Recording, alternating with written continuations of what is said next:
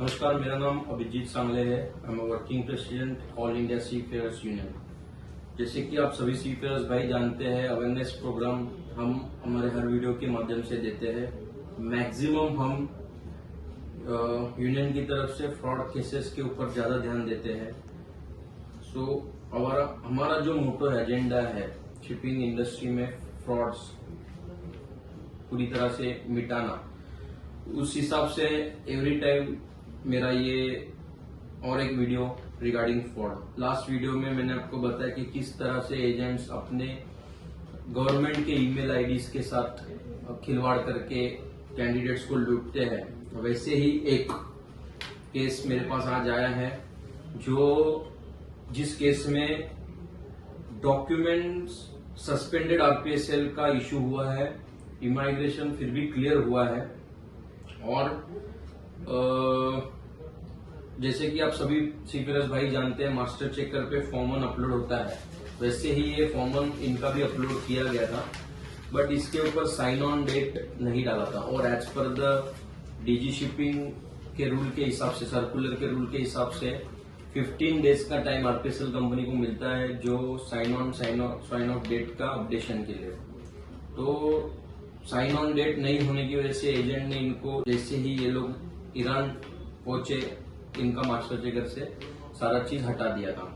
तो अभी master checker पे इनका कोई भी सी टाइम नहीं है और पेपर के हिसाब से प्रतिष्ठा मरीन सर्विसेज का इनको अपलोडिंग मिला था। एजेंट का नाम रोमी शर्मा है और क्या हुआ ये खुद आप इनसे पूछेंगे और ये बताएंगे।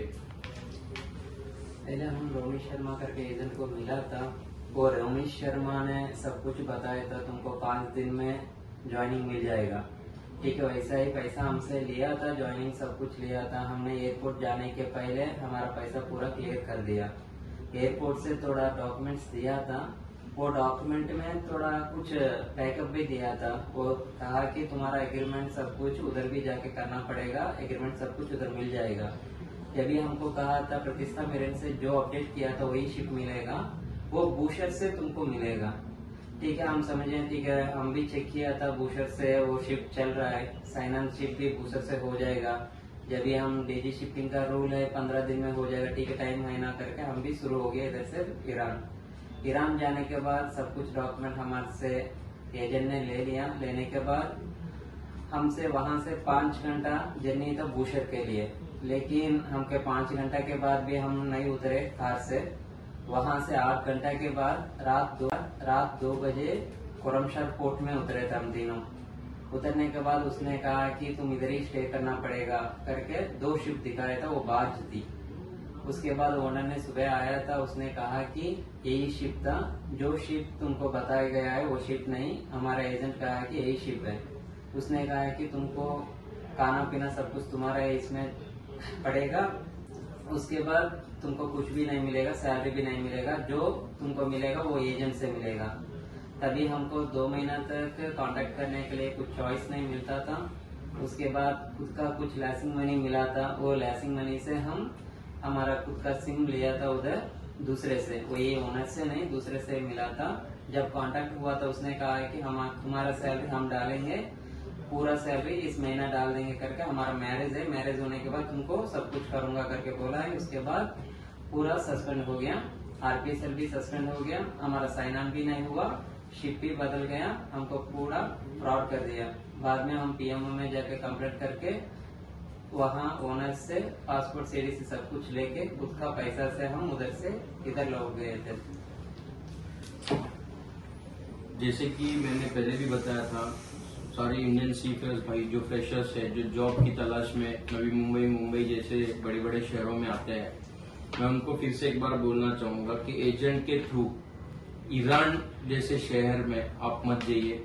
ईरान जैसे शहर में जितने भी एजेंट्स है, ये इंडियन सीफेयर्स को बहला के बुला तो लेते हैं, लेकिन वहाँ के रूल्स के हिसाब से उनके साथ जो वहाँ पे कॉन्ट्रैक्ट साइन होता है, वहाँ पे कोई भी तरीके का सैलरी वो लोग मेंशन नहीं करते हैं। इसका मतलब कि यहाँ से तुम जितने पैसे देके जा रहे हो, उसी पैसे से ये एजेंट अगर अच्छा हो तो वही पैसे से आपको सैलरी क्लियर करेगा और आपका खर्चा करेगा। बट ऐसा आज तक मेरे केस में मेरे पास जितने भी लोग आए उनके सारे ईरान वाले केस में ऐसा कभी नहीं हुआ, ना ही उनको कभी आज तक सैलरी मिला है और ना ही कभी एजेंट से पैसा रिटर्न मिला है। अभी जैसे आप तीनों को देख रहे हैं, तीनों का 2,10,000 के हिसाब से 6,30,000 रुपए का टोटल पैसा रोमी शर्मा के पास गया है। और रोमी शर्मा ने मेरे ख्याल से इन्हीं के पैसे से शादी भी की है। कोई बात नहीं, उसका पर्सनल मैटर है। तो मैं ये जानना चाहूंगा, इसका प्रेजेंट जो एड्रेस हमें आज मिला है, कल हम इसके ऊपर एक्शन लेंगे। तो जो प्रेजेंट एड्रेस मिला है ये चेंबूर में मिला है, गोवंडी ईस्ट का अमर सिनेमास बिजनेस सेंटर में। तो मैं फिर से हमारे सारे सीफेरर्स भाइयों को आगाह करना चाहूंगा कि आप बहुत मतलब जब भी आपको सक्सेस नहीं मिलती है, आप कई एजेंट के थ्रू भी जा रहे हैं, तो भी आप सारे पेपर्स की जांच कीजिएगा। जो फॉर्मन या फिर जो भी आरपीएसएल का आपको कंपनी का पेपर मिल रहा है, you can cross verify with the company. जाने से पहले एटलीस्ट तुम्हारे साथ फ्रॉड तो नहीं होगा। अगर तुम पैसा दे ही रहे हो तो एजेंट को, तो तुम कम से कम अपने पैसा देने से पहले जिस कंपनी का तुमको फॉर्मन मिल रहा है या कॉन्ट्रैक्ट लेटर मिल रहा है, वो कंपनी से क्रॉस वेरीफाई कर लो अपने आप को, कम से कम आपका वो पैसा बचेगा।